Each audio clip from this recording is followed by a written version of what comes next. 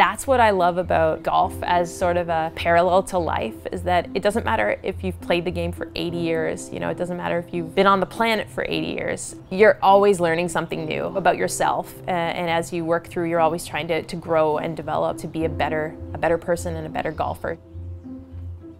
I could write a love letter right now on what golf is to me, because it's just such a beautiful sport and such a beautiful game, and it has the power to connect. I think that's what I've seen in my own life, is that no matter where I go around the globe, it has this really cool way of bringing people together and connecting people in a really neat way. I was introduced to the game by my grandparents. I should say my grandparents and Tiger Woods. Those were my three main influencers in getting me into the game. I studied political science and history, happened to see a sign on the gym one day and it said, "New women's golf team." I walk into a room filled with men and golfers and just me, I'm the only woman. And our coach at the time, Doug Painter, he said, "Welcome. You're our golf team." That ended up leading to my connection at the Hamilton Golf and Country Club. A colleague of mine had taken on a position there, and she said, "Come meet the head pro. He wants to chat with you." And sat down with David Miller, who's newly retired from his role at the Hamilton Golf and Country Club, and before I knew it, I had a job there. And in hindsight, we had an incredible dream team. So again, I was so fortunate to have been able to learn and work very closely with Scott Cowkes and John Lee Marshall, David Miller, Dan Port. I mean, all of these folks are leaders in the industry, and I worked very closely with them for 6 years.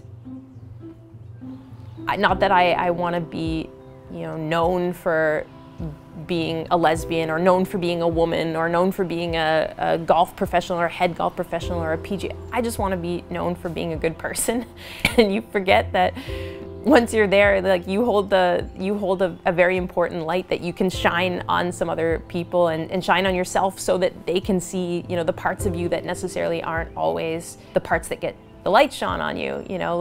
For instance, it's so easy to look back and say certain things, but the one thing that I, looking back, would definitely do differently, and I want to make sure that I'm changing the direction and really rectifying that element, is I would sort of excuse certain behaviors, or I'd say, "Oh, see nothing, hear nothing," pretend I'm not here, or like minimize myself or make myself smaller in order to fit in the space, in order to fit in, and in order to be liked or be accepted. And I wouldn't do that now.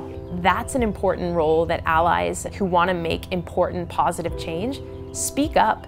Speak up for what's right. You don't need to know someone to say, "Hey, that's an inappropriate comment." You just need to know that that's an inappropriate comment, and that someone in your sphere, it could make them feel less than. They're not going to say, "I felt really excluded."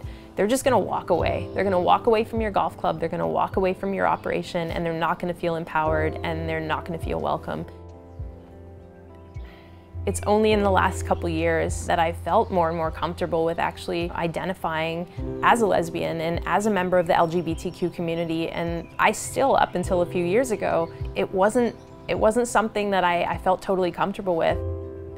I was carrying a lot of shame. I was hiding a lot. I was keeping a lot on the undercurrent and wasn't sharing my authentic self. I think it's only recently that I've started to realize just how heavy that was. Someone actually in the industry had reached out to me to say, that their daughter had been having a difficult time parsing through how she was feeling. And it was something that they said, "Would you be okay with having a conversation with her at some point? Or are you open? Because I think you would be a fantastic, model for her to just know that life is good, if you are yourself." And when you let it go, and when you just start to be who you are and let yourself shine, and not try to cover up all those little spots of light that start shining, and you're like, "Nope, it's not cool. You're not going to feel welcome in this space. Just cover up that little light." It's something that I learned with time, but again, I'm hoping that younger folks who are getting into the industry, or younger people, will get to feel that a lot earlier. And it wasn't as a thorny path as I'm sure it was many years ago, but I'm thankful for those trailblazers, and I'm gonna do my part to continue breaking down as many branches as I can to continue clearing that trail so that regardless of who you are, you have a clear path. And that's when you get the good stuff from people, is when they feel comfortable and when they can actually shine. So it's gonna benefit every area of not only golf, but just generally, we're gonna do good things, I think, if we can keep ourselves focused on that.